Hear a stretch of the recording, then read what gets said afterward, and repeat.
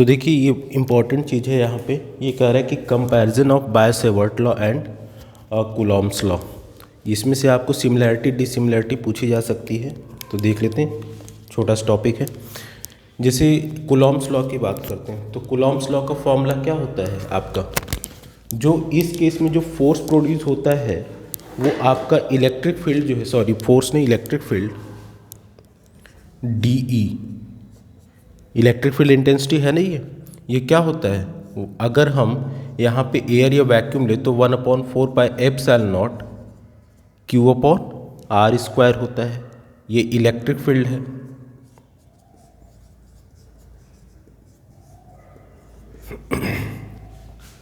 लेकिन अगर इसी जगह पे हम मैग्नेटिक फील्ड की बात करें तो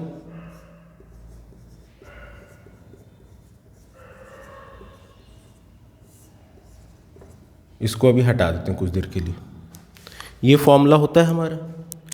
तो पहले हम सिमिलैरिटी की बात करेंगे।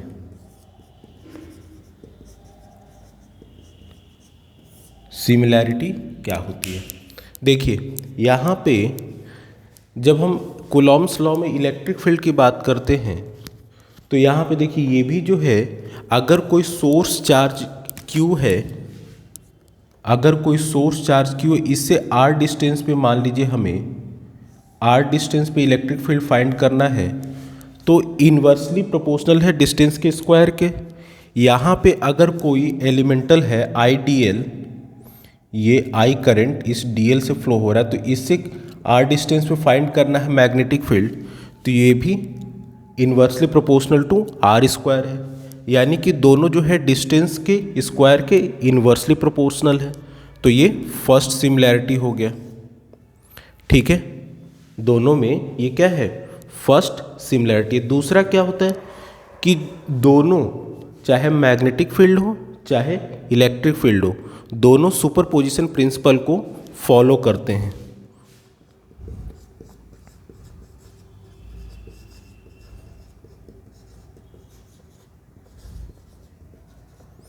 दोनों सुपरपोजिशन प्रिंसिपल को फॉलो करते हैं।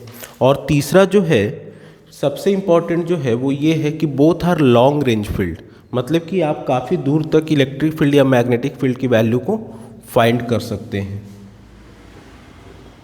तो थर्ड क्या है, both are long range field है, मतलब कि दोनों से काफ़ी ज़्यादा डिस्टेंस पे आप वैल्यू को फाइंड कर सकते हैं, ठीक है। इसके बाद तो ये हमारा सिमिलैरिटी हो गया। अब अगर हम डिसिमिलैरिटी की बात करें तो वो क्या होता है, तो चलिए देखते हैं। ये तो समझ में आ गया सिमिलैरिटी क्या है, कि दोनों जो है जिस पॉइंट पे हमें इलेक्ट्रिक फील्ड या फिर मैग्नेटिक फील्ड फाइंड करना है, उस डिस्टेंस के स्क्वायर के इन्वर्सली प्रोपोर्शनल होता है। दोनों जो होता है सुपरपोजिशन प्रिंसिपल को फॉलो करता है, सुपरपोजिशन प्रिंसिपल हमने पढ़ा रखा है। दोनों जो है लॉन्ग रेंज फील्ड है, ठीक है। अब आते हैं डिसिमिलैरिटी पे, देखिए तो डिसिमिलैरिटी को फाइंड करने के लिए पहले हम मैग्नेटिक फील्ड कैसे फाइंड किया जाता है ये देख लेते हैं। सबसे आसान रूल है, जैसे इलेक्ट्रिक फील्ड मान लीजिए कि ये कोई चार्ज, सोर्स चार्ज है, तो इससे r डिस्टेंस पे हमें पॉइंट P है, इस पे इलेक्ट्रिक फील्ड फाइंड करना है। अगर ये हमारा पॉजिटिव नेचर का है, अगर ये पॉजिटिव नेचर का है तो इलेक्ट्रिक फील्ड क्या होगा, आउटवर्ड होगा। अगर ये नेगेटिव है तो इससे r डिस्टेंस फाइंड करना है इलेक्ट्रिक फील्ड, तो ये क्या होगा, टूवर्ड्स चार्ज इलेक्ट्रिक फील्ड का डायरेक्शन होगा। दैट मीन्स जिस पॉइंट पे फाइंड करना है और जो चार्ज इनके बीच मिलाने वाला जो लाइन है, इसी लाइन ऑफ एक्शन के अलॉन्ग या तो अवे या तो टूवर्ड्स चार्ज, इलेक्ट्रिक फील्ड का डायरेक्शन यही होगा। पॉजिटिव है तो अवे फ्रॉम चार्ज, निगेटिव है तो टूवर्ड्स चार्ज होगा, यानी कि इस लाइन ऑफ एक्शन के अलॉन्ग ही इलेक्ट्रिक फील्ड लगता है। लेकिन जब हम मैग्नेटिक फील्ड की बात करते हैं तो यहाँ पे मैग्नेटिक फील्ड देखिए कैसे फाइंड किया जाता है।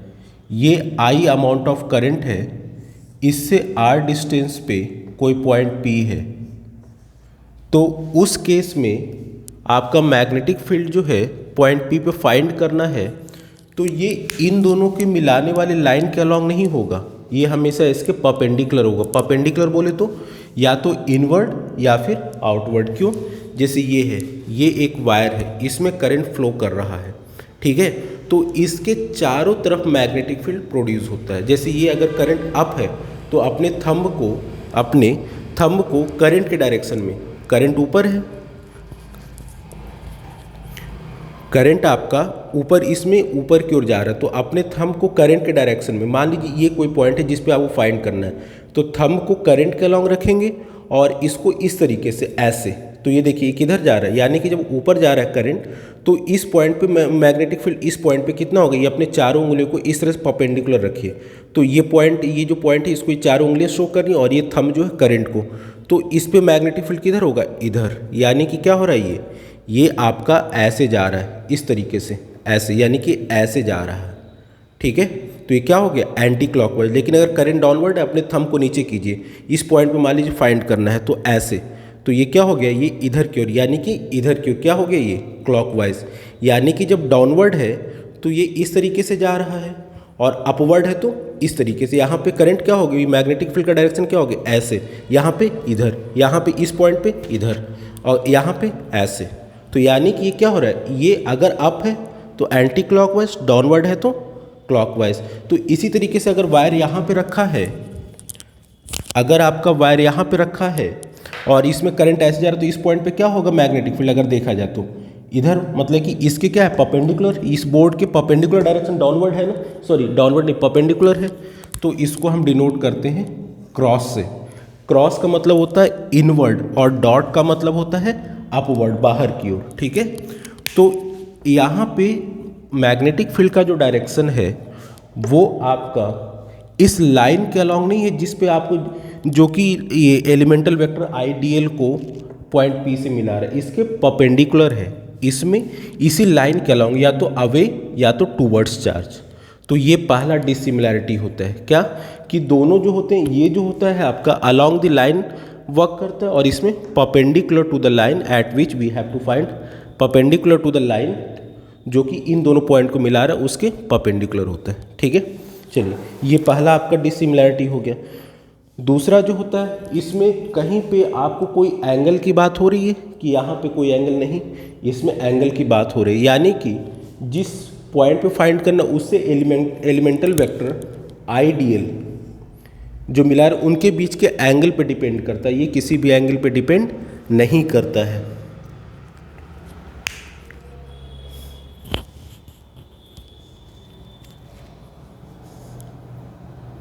अच्छा, दूसरी चीज़ यहाँ पे जो सबसे इम्पॉर्टेंट है, चार्ज, ये इलेक्ट्रिक फील्ड किसके कारण प्रोड्यूस हो रहा है, चार्ज के कारण, यानी कि इसे बोलते हैं हम सोर्स चार्ज। इसे क्या बोलते हैं, सोर्स चार्ज, यानी कि ये सोर्स है जिसके कारण इलेक्ट्रिक फील्ड प्रोड्यूस हो रहा है। और चार्ज क्या है, चार्ज एक क्या है, स्केलर क्वांटिटी है, चार्ज क्या है, स्केलर क्वांटिटी है।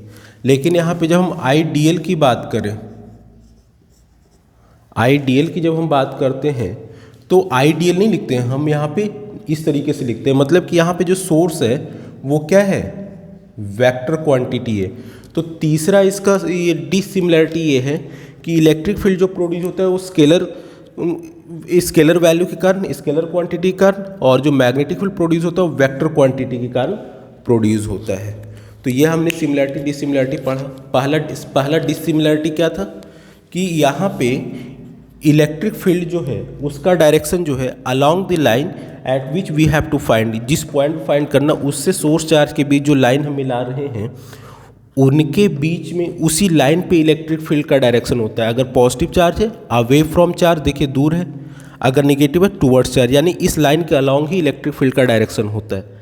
मैग्नेटिक फील्ड में ऐसा नहीं होता, परपेंडिकुलर टू द पॉइंट, ये जो पॉइंट है इसके परपेंडिकुलर डाउनवर्ड या फिर अपवर्ड होगा। कैसे बताया था, अगर हम इस हवा में रॉड को इस तरीके से रखें, करंट इसमें ऊपर की ओर आ रहा है तो अपने थंब को इस करंट के डायरेक्शन फ्लो करें, अगर इस पॉइंट पे फाइंड करना तो अपने चारों उंगलियों को उस पॉइंट पे की ओर आप इस तरह से टेंड करें।